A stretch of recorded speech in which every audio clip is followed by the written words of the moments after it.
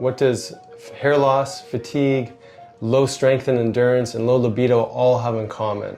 So we're going to dive into that and so much more. And if you're enjoying this conversation and conversations like this that we have in our podcast, please continue to comment and like and share and subscribe to everything that you're learning here so that we can help build this community together.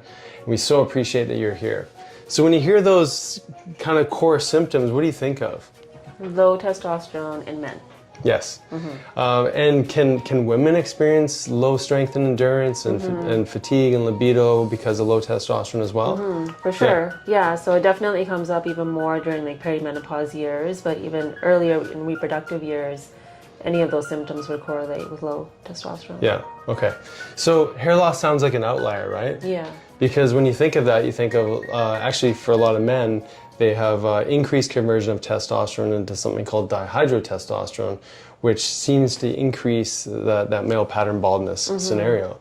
And yet we see a lot of our men in clinic that tends to be a symptom of low androgen. So, but all these other ones, like we often think of testosterone being low and it's just all about libido. But there's so much more than just that, right? Yeah, like testosterone, as we talked about in our last podcast, is such a motivating hormone. So when we see that people are coming in, and this is men and women, with a lack of motivation, a lack of desire, a lack of like zest for life, we always look at their testosterone levels and how they're converting them. Yeah, and it kind of helps us step back to this bigger conversation. And often when people go to their GP, maybe because they're feeling a lot of these symptoms, the low energy, low mood, and everything, the irritability, some of those other things that can go along with low testosterone. Sometimes the recommendation is an antidepressant, or it's something's wrong with your mood, the way that you're seeing the world, and things like that. And we forget just how much of a role our hormones play on those exact same symptoms or behaviors. Yeah. Sorry. That's okay. So when a typical man comes in to see us, often they're not saying, "Hey, I must be low testosterone." They're thinking like, I'm more irritable, I'm not communicating or connecting with my partner as well as I did before. I have less desire to go out and play with the kids. I feel like I don't have the strength that I used to when I'm working out in the gym. Like I can't put muscle on. Libido's not quite there. I'm kind of apathetic when it comes to interaction with my partner. And it's all these things. And then so quickly, I think it's easy to say there's something wrong with your mind. It's a mental health problem. Sure, there could be definitely traumas and stressors and things like that contributing to those symptoms as well. But I would say, a great way to look at that sort of picture is also to really address what's going on in the hormonal system. Yeah, right? like there's such a chicken and egg thing with that too. For sure. It's like you don't know which one actually came first. Maybe there was a trauma and a stress that then changed how your hormones are communicating, and it became normal for you to be in a stress state, which then lowered your testosterone. So now you have low testosterone, which will then embellish that state even more. So sometimes it's difficult to tell like which one came first. Like, is it the declining testosterone after age 25 that's making you more susceptible to the depression, or is it that those stressors and all the things, the foods and all the things that we're going to talk about that are lowering your testosterone that's causing the depression? Totally.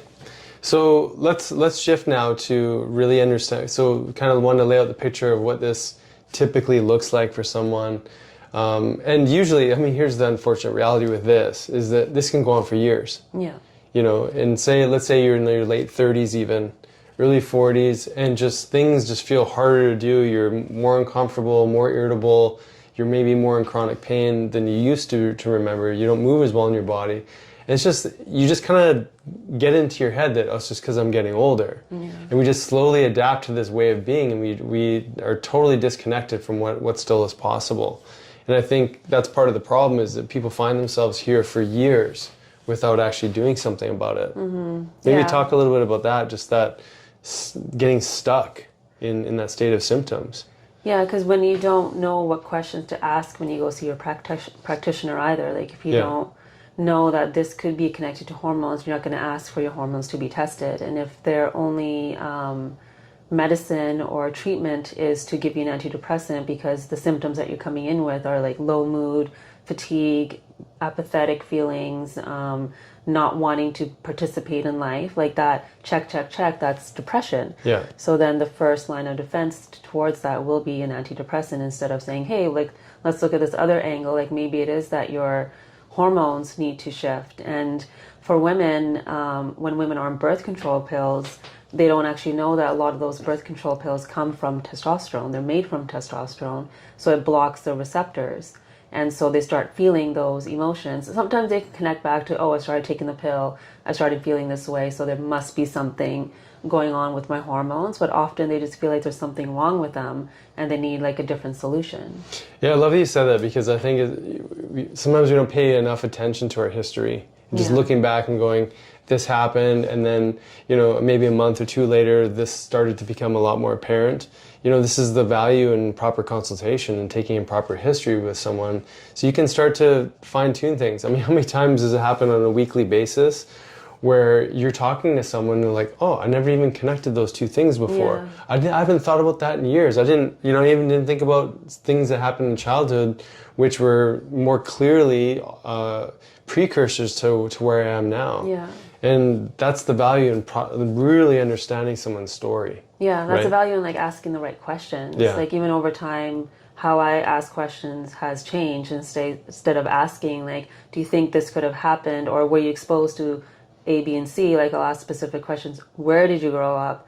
What was your room like? Did you live in the basement? Like there's all these like specific. So I think it's the same the other way around. When there's a thought coming up or your energy is really low, just asking really specific questions. What did I do yesterday? What's changed? What stage of life am I in? You know, what could be contributing to this, instead of going into that state of like feeling really disempowered and asking someone else to rescue us. Yeah, absolutely. So is Tony Robbins your favorite guy? He says the quality of your life is really based on the quality of the questions that you asked. And you know, so hopefully, you know, these kind of conversations provoke questions for you, and you can start to see yourself in some of the stories that we're sharing.